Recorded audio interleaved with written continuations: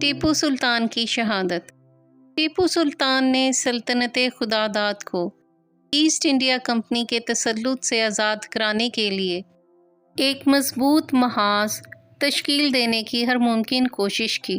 وہ ایک انتہائی زیرک حکمران تھا، لہٰذا ہندوستان کی ہر ریاست کو انگریزوں کے خلاف اتحاد کی دعوت دی، مگر ان ریاستوں کے مفاد پرست حکمران ٹیپو سلطان کی دور اندیشی کو سمجھنے سے قاصر رہے۔ ٹیپو سلطان نے ملک کی ہر چھوٹی اور بڑی ریاست، جے پور، جودھ پور اور نیپال وغیرہ کو اپنے ایلچی اور خطوط روانہ کیے۔ 23 جون 1785 کو مغل شہنشاہ شاہ عالم کی خدمت میں خط لکھ کر انگریزوں کے خلاف جنگ کرنے کی اپنی خواہش کا اظہار کیا۔ انہوں نے نظام حیدرآباد کو ہر پہلو سے سمجھانے کی کوشش کی۔ دوسری جانب انگریزوں نے بھی اپنی روایتی پالیسی تقسیم کرو اور حکومت کرو پر عمل کرتے ہوئے بعض ریاستی حکمرانوں کو باور کروایا کہ ٹیپو سلطان توسیع پسندی کا خواہش مند ہے۔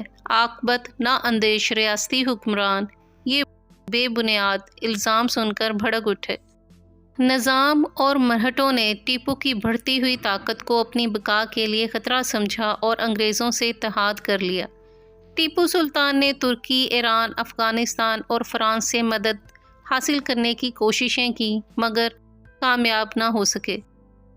سلطان کی زندگی کا فیصلہ کن معرکہ فروری 1799 کے آخر میں شروع ہوتا ہے جب جنرل ہیرس کی قیادت میں 21,000 نظام حیدرآباد کے 16,000 اور جنرل اسٹیورٹ کے ماتحت 7,000 سپاہی میسور پر حملہ کرنے کے لیے چل پڑے۔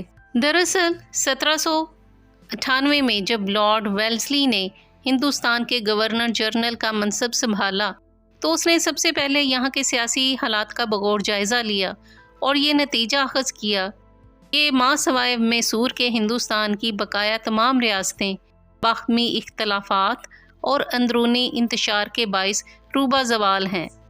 پورے ہندوستان کو برطانیہ کے زیر نگین لانے میں اگر کوئی رکاوٹ ہے تو وہ صرف اور صرف ٹیپو سلطان ہی ہے۔ چنانچہ سب سے پہلے اس نے ٹیپو سلطان کے بیرونی روابط ختم کرنے کی منصوبہ بندی کی۔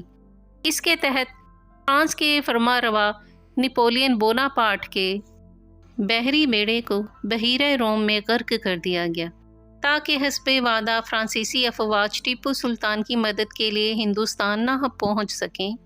سلطنت عثمانیہ کا خلیفہ سلطان سلیم تو پہلے ہی ٹیپو سلطان کو انگریزوں کے خلاف نہ لڑنے کا مشورہ دے چکا تھا۔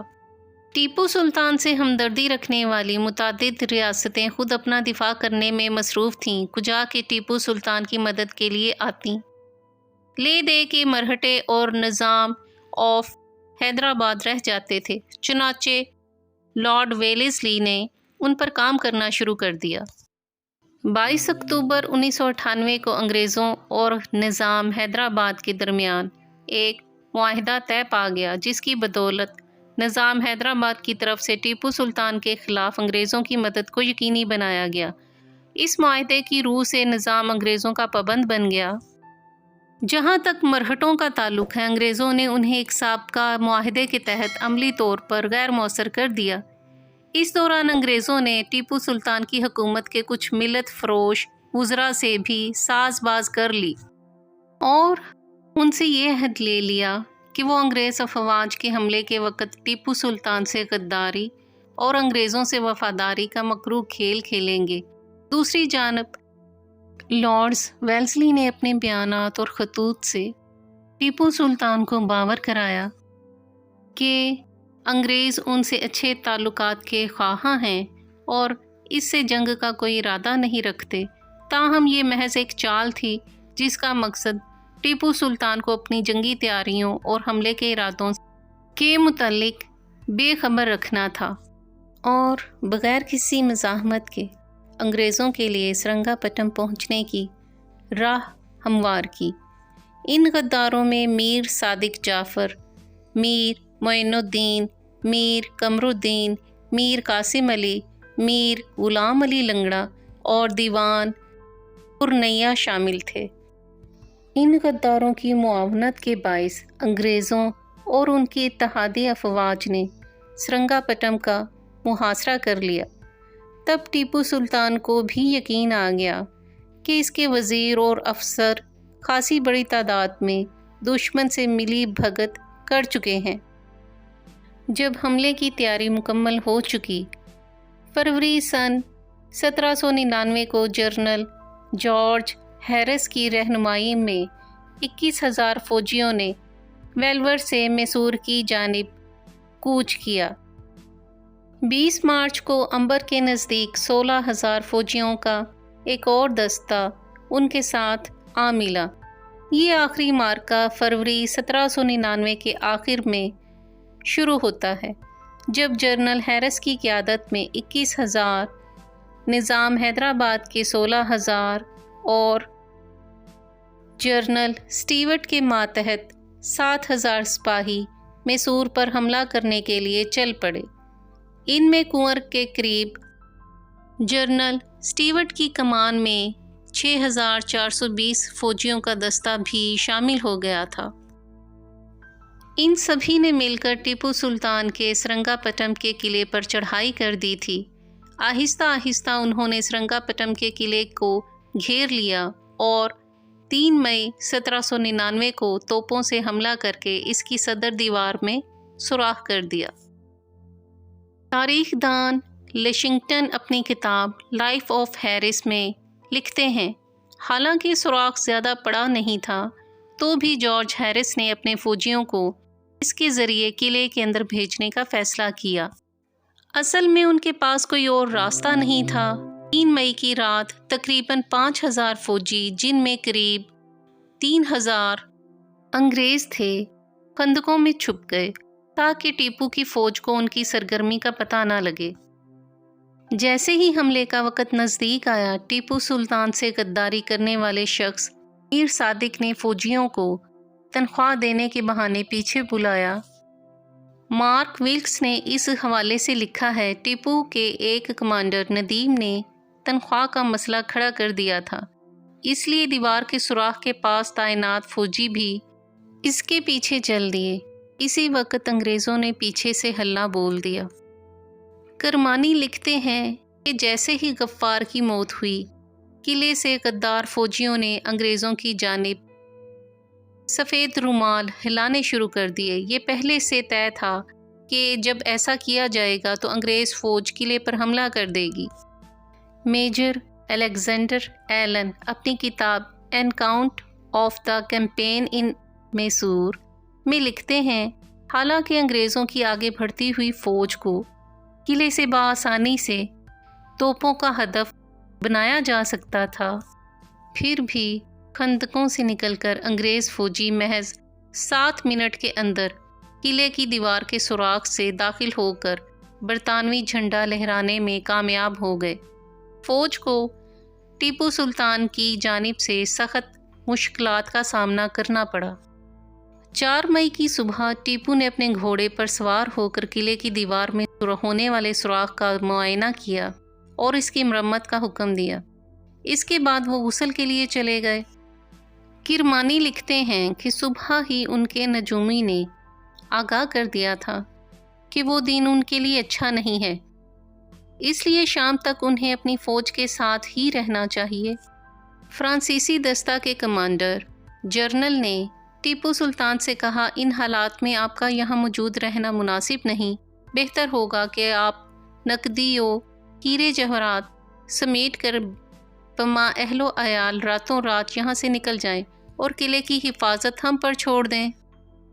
قلعے کی دیوار کے ایک حصے میں دشمن پہلے ہی شگاف ڈال چکا تھا، جس کی حفاظت پر متعین دستے کو عین حملے کے وقت تنخواہیں تقسیم کرنے کے بہانے میر صادق اور پورنیا نے ہٹا دیا، اور معین الدین نے پہلے سے کی گئی ملی بھگت کے عین مطابق سفید رومال لہرا کر انگریز فوج کو مذکورہ شگاف خالی ہونے کی اطلاع کر دی۔ چنانچہ بغیر کسی مزاحمت کے انگریز فوج قلعہ میں داخل ہو گئی۔ ٹیپو سلطان کی فوج کے ایک غدار سپاہی میر قاسم علی نے اس موقع پر انگریز فوج کی رہنمائی کی۔ 4 مئی کی دوپہر جب سورج اپنے جوبن پر تھا، ٹیپو سلطان قلعے کی مختلف وسیلوں کا معائنہ کرنے کے بعد آم کے ایک گھنے درخت کے سائے تلے بیٹھا تھا کہ اس کے لیے کھانا لایا گیا۔ اس نے بسم اللہ پڑھ کر پہلا نوالا ہی لیا تھا کہ ایک سپاہی نے آ کر اطلاع دی کہ انگریز فوج قلعے میں داخل ہو گئی ہے۔ ٹیپو سلطان نے اپنا گھوڑا طاؤس منگوایا، تلوار اور 2 نالی بندوق تھام کر دشمن کی طرف چل پڑے۔ چلتے وقت راستے میں انہیں اپنے کئی ضمیر فروش وزراء ملے، جن میں میر صادق بھی تھا۔ اس سے قبل کہ وہ کچھ کہتا، ٹیپو سلطان نے اسے کہا، ایسی بات نہیں کہ ہم تمہاری غداری سے آگاہ نہیں ہیں۔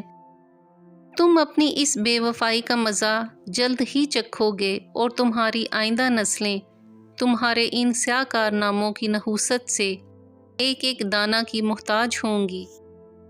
غدار ملک و ملت میر صادق نے فوراً انگریزوں کو اطلاع بھیجی کہ ٹیپو سلطان محل سے نکل کر قلعے کے دہلی دروازے کے قریب پہنچ رہا ہے۔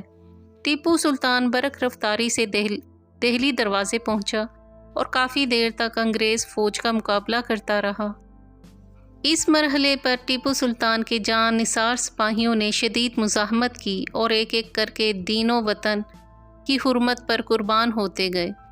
جب دشمنوں کی تعداد بڑھنے لگی تو جنگی حکمت عملی کے تحت ٹیپو سلطان نے دروازے سے واپس شہر میں داخل ہونے کی کوشش کی، لیکن اس نازک ترین لمحے میں غدار میر صادق نے دروازہ بند کر دیا اور کمک لانے کے بہانے جانے لگا۔ ٹیپو سلطان کا ایک وفادار سپاہی اس کی غداری کو بھانپ گیا اور اس سے کہا کہ سلطان کو دشمنوں کے منہ میں دیکھ کر خود کہاں جا رہے ہو؟ یہ کہہ کر اس جاں نثار سپاہی نے تلوار کے ایک ہی وار میں اس غدار کا سر تن سے جدا کر دیا۔ اس نمک حرام کی لاش 4 دن تک اسی جگہ پڑی گلتی سڑتی رہی۔ لاش سے اٹھنے والے تعفن سے تنگ آ کر چند لوگوں نے اسے زمین میں دفن کر دیا۔ اس کی قبر کے پاس سے جب کوئی گزرتا تھا تو نفرت کے باعث اس پر تھوک دیتا۔ غداروں کا انجام ایسا ہی ہوتا ہے۔ قلعے کے دروازے بند ہونے کے باعث ٹیپو سلطان 3 اطراف سے محصور ہو گیا تھا۔ ہر طرف سے اس پر گولیوں کی بوچھاڑ ہو رہی تھی، لیکن وہ مرد مجاہد دشمنوں کے سامنے ڈٹا ہوا تھا۔ نماز مغرب کے قریب سلطان کے جاں نثاروں اور انگریز فوج کے درمیان گھمسان کی جنگ جاری تھی۔ ٹیپو کی رعایا پروری کی بدولت مسلمانوں کے ساتھ ہندو بھی ان سے محبت کرتے تھے، چنانچہ اس کے وفادار مسلمان اور ہندو مردوں خواتین پروانہ وار اپنے محبوب سلطان پر جان مار رہے تھے۔ خود سلطان کے جسم پر بھی متعدد زخم لگ چکے تھے۔ قلعے کی فصیل سے بھی گولیوں کی بارش برسنے لگی، جن میں سے ایک گولی سلطان کے سینے میں پیوست ہو گئی۔ وہ نیم جاں سا ہو کر زمین پر گر پڑا۔ سلطان کی روح قفس عنصری سے پرواز کر چکی ہے۔ اس نے ٹیپو سلطان کے کمر سے ہیروں سے مزین انتہائی قیمتی شمشیر بند اتارنے کی کوشش کی تو سلطان نے اپنی تلوار سے اس پر وار کر دیا، مگر وہ اپنی بندوق کو ڈھال بنا کر بچ گیا۔ تاہم اس کی بندوق 2 ٹکڑے ہو گئی۔ دور سے دشمن کے ایک سپاہی نے بندوق سے تاک لگا کر نشانہ لگایا، جس کی گولی ٹیپو سلطان کی گن پٹی پر لگی اور چند لمحوں میں یہ آفتاب حریت اور فخر ملت اپنے معبود حقیقی سے جا ملا۔ مالون غلام راجہ خان نے انگریزوں کو شہید سلطان کے جسد خاکی کی نشاندہی کرائی۔ جنرل ہیرس نے ٹیپو سلطان کے جسد خاکی کو دیکھا تو خوشی سے نعرہ لگایا، آج سے ہندوستان ہمارا ہے۔ ٹیپو سلطان نے ایک اعلیٰ مقصد کے تحت زندگی بسر کی اور اسی اعلیٰ مقصد کے لیے جان دے دی۔ اس جنگ میں ٹیپو سلطان کے اس مقابلے میں انگریز فوج کے صرف 1,500 سپاہی حرام کی موت مرے، کیونکہ انگریزوں نے یہ جنگ عسکری قوت کے بل بوتے کم اور غدار سازشیوں کے بل بوتے زیادہ لڑی تھی۔ کم و بیش 12,000 سپاہیوں نے حرمت وطن کی خاطر اپنی جان نثار کر دی تھیں، جن میں سینکڑوں مسلمان اور ہندو بہادر مردوں عورتیں شامل تھیں۔ شہادت کے وقت ٹیپو سلطان کی عمر 48 سال 5 ماہ اور 14 دن تھی۔ ٹیپو سلطان کی آخری آرام گاہ گنبد سلطانی کہلاتی ہے۔ یہ سرنگا پٹم کے لال باغ میں واقع ہے۔ اگر آپ کو ہماری کاوش پسند آئی ہو تو ہماری ویڈیو کو لائک کریں، شیئر کریں اور ہمارے YouTube channel book shelf official کو سبسکرائب کریں۔ شکریہ۔